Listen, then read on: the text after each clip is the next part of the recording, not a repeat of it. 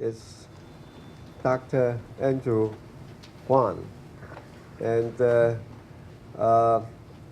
Dr. Huang graduated from National Taiwan University in 1964. And then he went on to the States, working first, I think, at the University of Pennsylvania, and then Duke University. And then he became professor at Duke University since late 60s. And he, in his research, both basic research and clinical research, he has worked with numerous world-renowned scientists and also doctors. So he really is a model combination of basic research and clinical research. And about 10 years, or maybe more than 10 years ago, he moved some of his efforts back to Taiwan. He started a first-class cancer clinic, the Ku Foundation Sun Yat-sen Cancer Center. And he's currently the CEO, president and CEO of that center.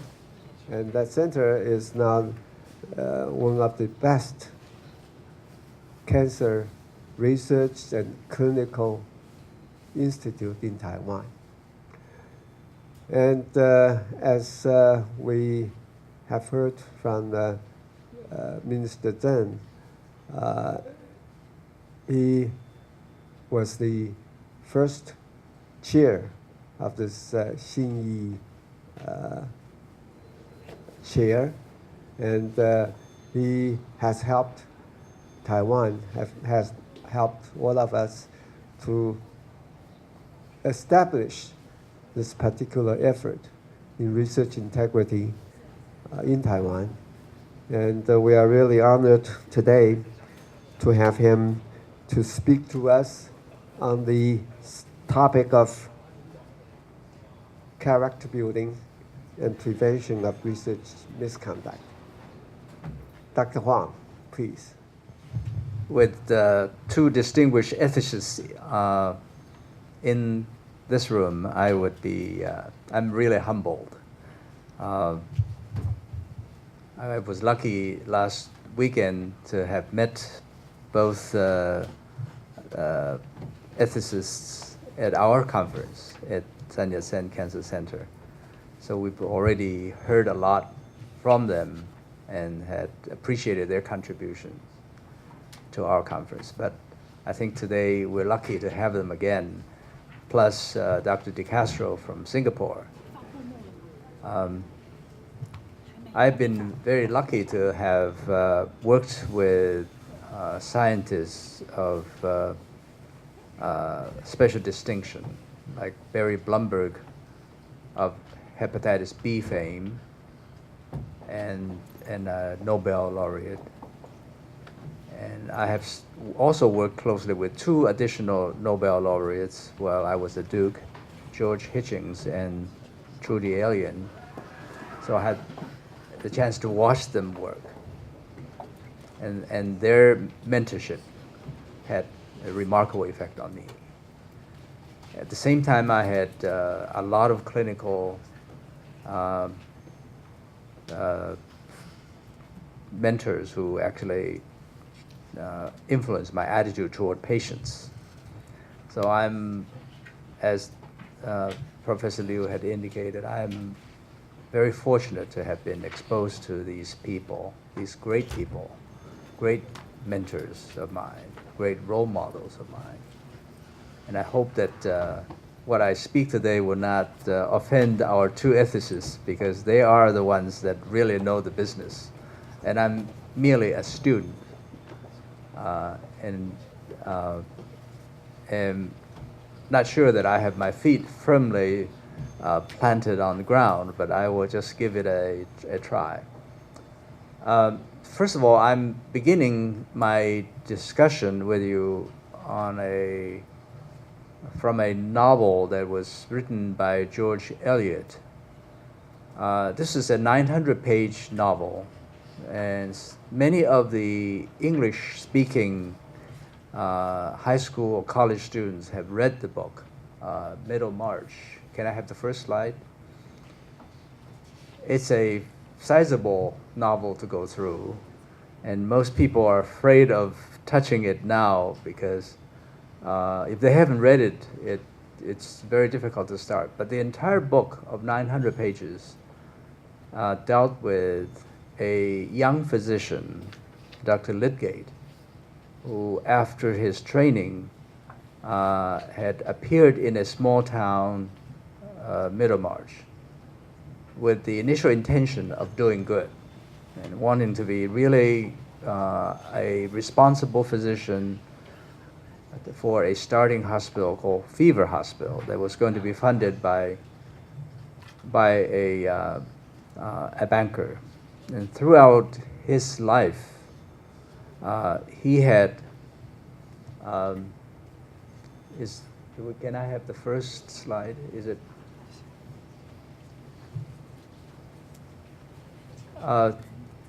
Throughout his life, well-trained, well-intentioned, eventually compromised all the way through his life. And can I have it enlarged?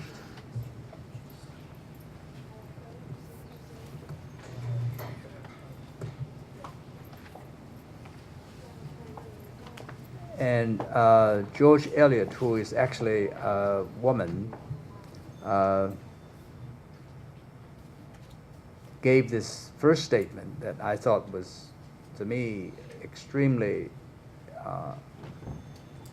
useful to use in this setting.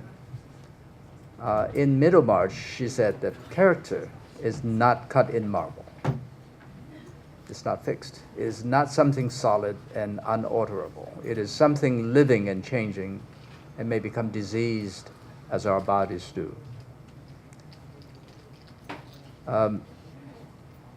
So, when we were first born, we're probably just like a piece of paper without anything written on it.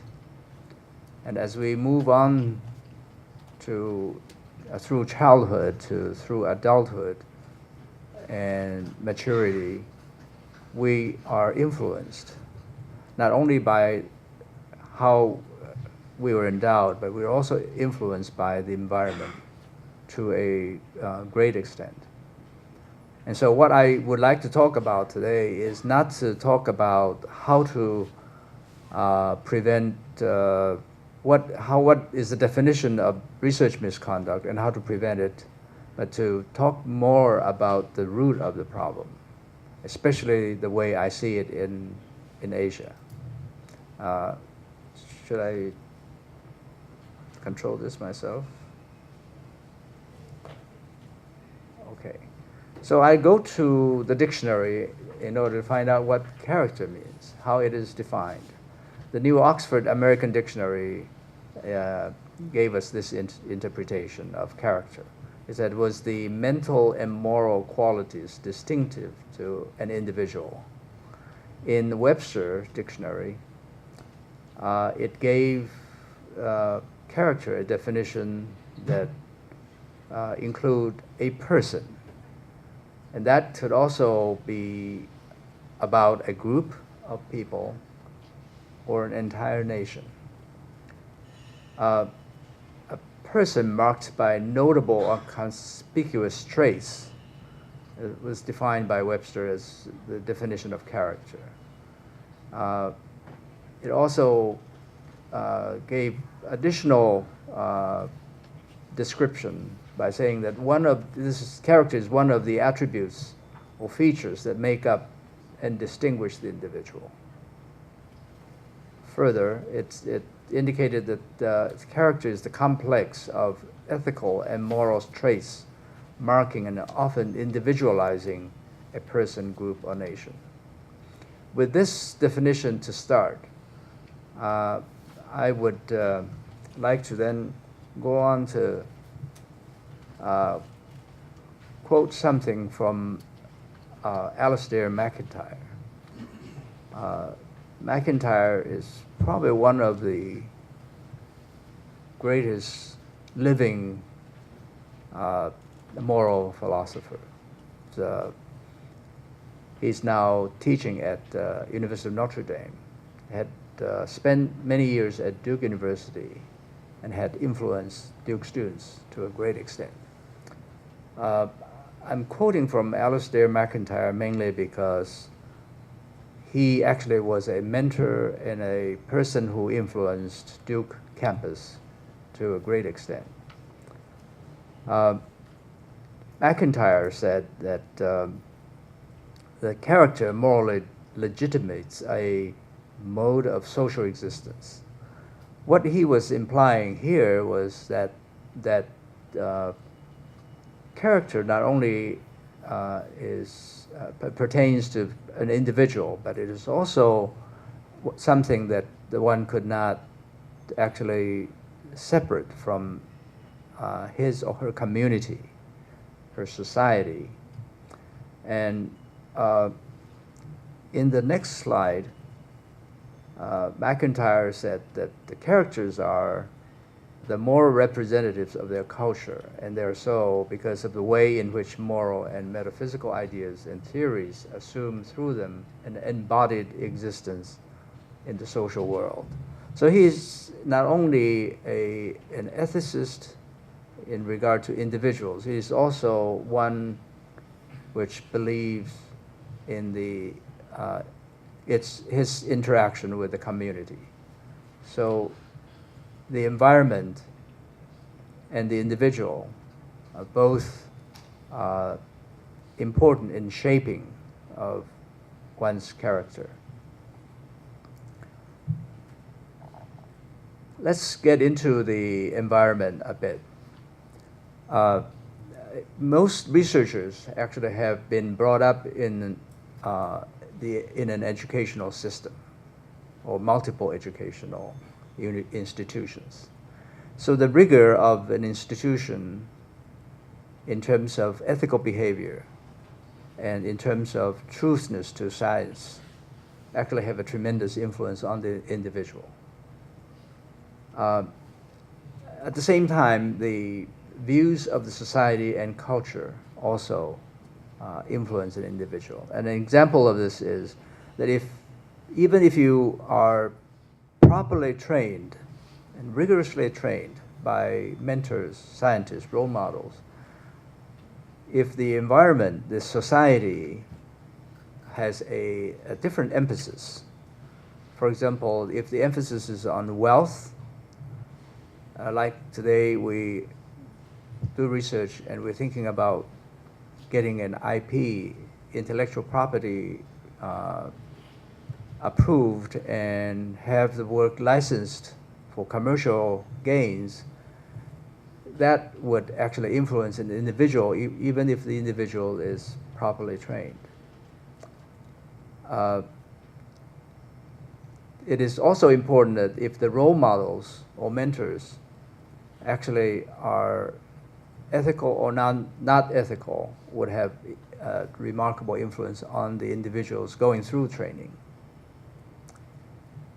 And in science, actually, publication is part of life, and it's important, especially today in Asia and especially in Taiwan, with the effort of trying to become an international recognized institution, which requires the counting of publications. The scientists actually are very eager to have their work published, and the promotion as a result of publication also are important, because we know that in academia, the common phrase that we encounter is you publish or you perish. And so there is a remarkable pressure for individual scientists to publish their work. And with this kind of rush and with the reward system, Dr. Zheng, Minister Zheng was talking about 5-year 500E reward. There's tremendous pressure for these people to quickly publish, whether the work is really reproducible or it is something produced by the individual or not. There's this pressure, and that pressure actually would have a tremendous influence on the individual's ethical discipline. In Taiwan, if one actually does work slowly, there's this pressure coming from their colleagues when they are promoted or rewarded while you are not. So that pressure would either make someone wanting to leave the academic community or to stay in it and be competitive. So that actually would also have an effect on the individual's behavior. And reward and promotional principles likewise have a similar effect on the individual. Currently, I think most journals are now working very diligently on the quality monitoring of publications. But that, I think, will be a sort of a reparative effect rather than an effect to examine the root of the problem. The peer supervision is very difficult thing to do, because you will be viewed as someone who is critical of peers and will not be welcome. So peer supervision, for example, in Asia or in Taiwan, is almost non-existent. Next, societal rewards. In the Chinese tradition, when one is considered successful, that person has to have the fame by, in this instance, publication or conducting very large-scale research. With the fame comes wealth, comes a reward, and mostly this is monetary reward. And so the society reward system influences the individual. And finally, the entire culture of the society also has the effect on the individual's behavior. So with all these environmental effects, we then come to such a statement that I would present to you, that summarizing the previous slides, I would say that the human character actually develops, evolves, formed, reformed under the influence of many, many factors. These factors include the upbringing of parents, learning from the teachers from school, the influence of the peers, and the culture of the working environment and society. And the value system of these immediate and extended surroundings profoundly influences a person while he or she forms her or his character. Surroundings which emphasize and respect virtue shape our character in one way, and the opposite destroys the behavior toward the other. So obviously, early inculcation of virtuous behavior would help build character that is durably virtuous. And I think instead of building just the monitoring system to safeguard research integrity, I would venture to say that the educational environment, starting from childhood all the way to adulthood, would have a much farther positive effect on the behavior of a scientist. So the root of research misconduct actually begins from the institutional and society milieu of distorted reward system. That's during your adulthood. We understand that the institution or the society is formed by people like us of diverse characters. To fundamentally rectify misconduct in research, it requires the consistent and uniform adherence to principles of honesty and clear awareness of what is viewed by us as misbehavior throughout the society.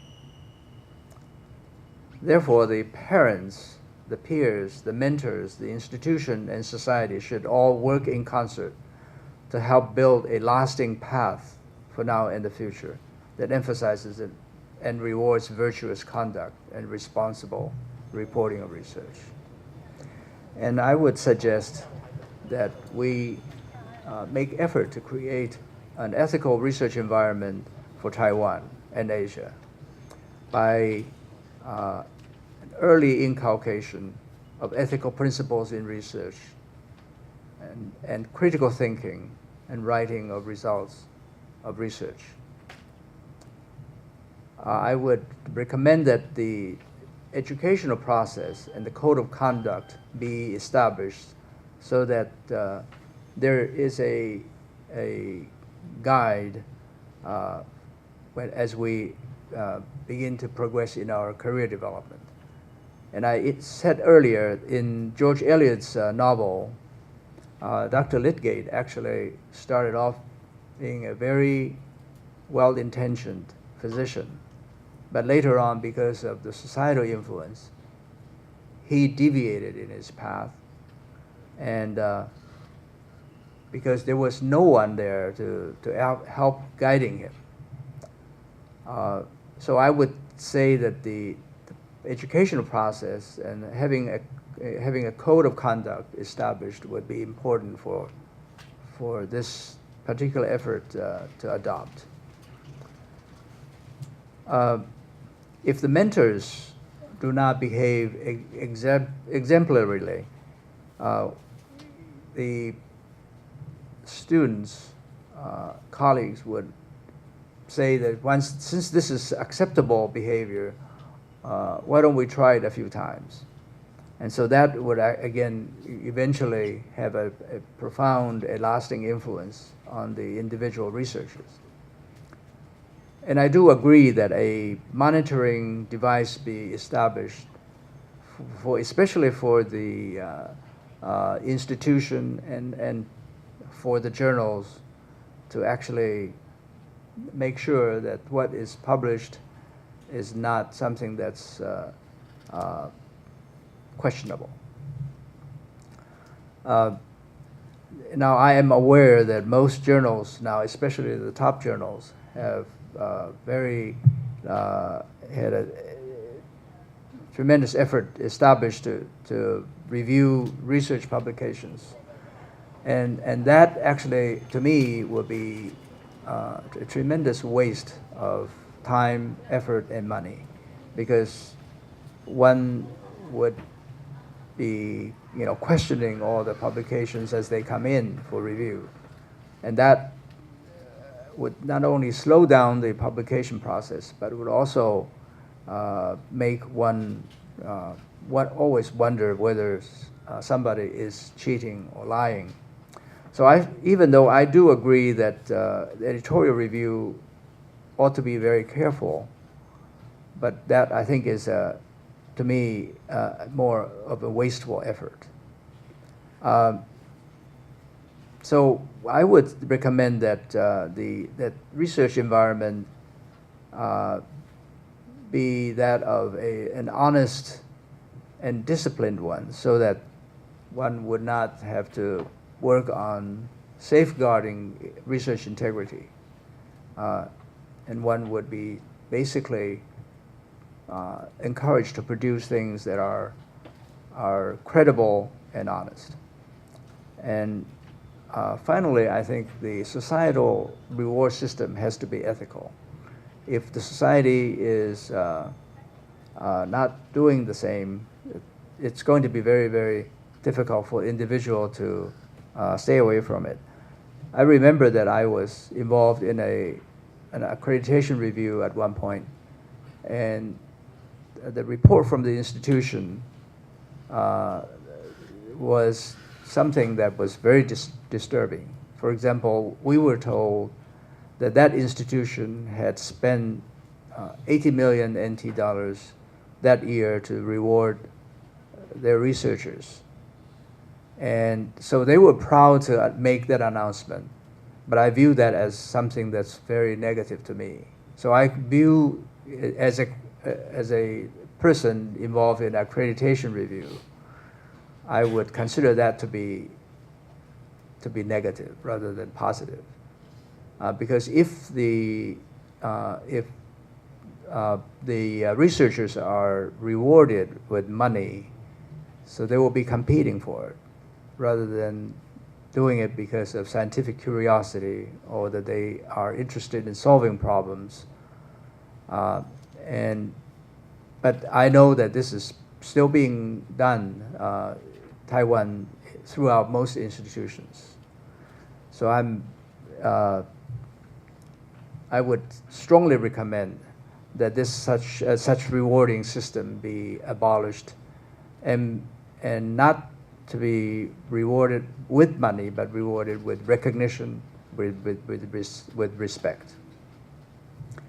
So at the conclusion of my talk, I would say that perhaps not at the university level that we need to work on research integrity, but at the level all the way from childhood up to adulthood, that the environment, the parents, the peers, the teachers ought to be involved in safeguarding of research integrity by bringing our children up in an ethical environment. And this will be basically what I would do, and not to engage too much on how we should monitor and punish people who do not, who deviate from proper conduct of research. Thank you very much.